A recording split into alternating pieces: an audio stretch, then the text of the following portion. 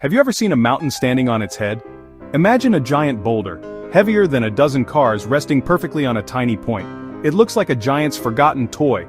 It seems like a whisper of wind could send it tumbling down the hillside. Yet it does not fall. It has not fallen for thousands of years. This is the magic of a balanced rock. It is a puzzle made by nature or by patient hands. These rocks challenge what we think we know. They ask us to look closer, to wonder, and to feel the deep, slow pulse of the earth itself. Rock balancing is a simple name for a profound act. At its core, it is the art and science of stacking stones on top of one another without any help. There is no glue. There are no wires. There are no hidden supports holding them in place. This practice can be seen in two major forms. One is the work of nature itself, where wind and water have carved away landscapes over millennia. The other form is a human art. This is often called stone stacking or rock balancing art. An artist will go to a place in nature like a riverbed or a coastline. They will carefully select stones of different shapes and sizes.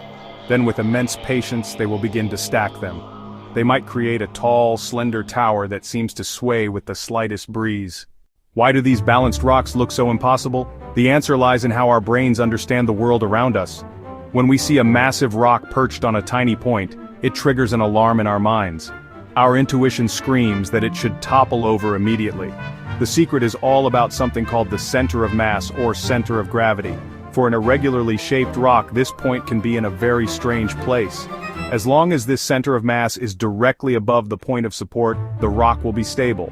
Our eyes are easily fooled by the overall shape of the rock. We see the large overhanging parts and assume they should pull the whole thing down. It is a beautiful illusion.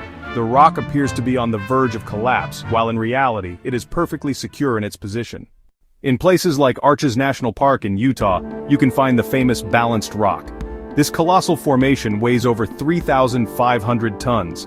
Another stunning example is the Kjeragbolten in Norway, a massive boulder wedged securely in a mountain crevasse suspended thousands of feet above the fjord below. One of the most well-known artists is Michael Grab, who creates stunning, intricate stone sculptures in creeks and rivers around the world. His art is ephemeral, designed to be washed away by the next high water. The beauty is not just in the final form, but in the act of creation itself. When I create a sculpture, I'm not forcing it to do my will. Instead, I am listening to it, feeling its weight, its structure, and its inherent properties. The finished piece is a record of that relationship, a mark of my presence and my interaction with that specific place and time. Balancing rocks is not a feat of strength, it is a testament to patience. When an artist begins to work, the first step is to simply be present in the environment. It involves observing the available stones, feeling their different textures, weights, and shapes. It's a quiet search for the right relationship between stones. The artist holds the top rock, moving it slowly over the surface of the bottom rock. They're feeling for it with their fingertips, searching for tiny vibrations. As the rock gets closer to its balance point, there is a feeling of stillness that travels up through the hands. This is the moment the artist is waiting for. This process requires an incredible amount of focus. It is a form of meditation in action. The artist becomes completely absorbed in the task at hand. Many attempts will end in failure. This is not a source of frustration but an essential part of the learning process. Each collapse teaches the artist something new. The science behind rock balancing is a beautiful interplay of simple physics. The most important force, of course, is gravity. In rock balancing, the goal is not to defy gravity, but to work with it. When the structure is perfectly balanced, all the forces are in equilibrium. Friction is another key player in this silent drama. The tiny, interlocking bumps and grooves on the surface of each stone create a grip. The secret to many impossible-looking balances lies in finding what are called tripods. Even on a seemingly flat surface, a rock will actually rest on three tiny points of contact. It is a delicate system. A strong gust of wind, a slight tremor in the ground, can introduce a new force and upset the equilibrium. The balanced rock is a physical manifestation of this fleeting, perfect moment of peace and stillness in a world that is constantly in motion. Creating a balanced stone sculpture is like engaging in a slow, silent dance with gravity. The artist leads, but must also follow. Each movement is a question posed to the stone. The stone answers with a subtle shift, a slight tremble, or a solid feeling of stillness. The artist brings intention and focus, while the stone brings its own unique history, weight, and form. The final sculpture is the frozen memory of this dance. The The choice of location is the first step in this dance. Balancing rocks in a flowing river is different from balancing them on a windy shoreline or in a silent forest. This dance is ultimately a temporary one. Most man-made rock balances are not meant to last forever. They are ephemeral, like a sandcastle or a drawing in the dirt. The dance with gravity ends, the sculpture falls, and the stones return to their simple state, ready for a new dance on another day. What is it about a simple stack of stones that can hold our gaze and quiet our minds? The fascination comes from a deep and primal place within us. These structures tap into our innate sense of wonder and mystery.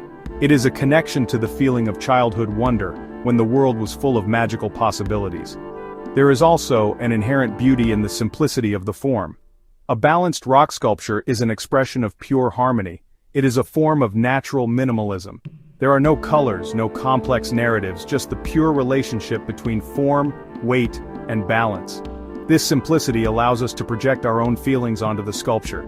These rocks resonate with a desire for balance in our own lives. We stop and stare because we recognize a state that we are all striving for. The balanced rock is a silent teacher, showing us that perfect peaceful equilibrium is possible.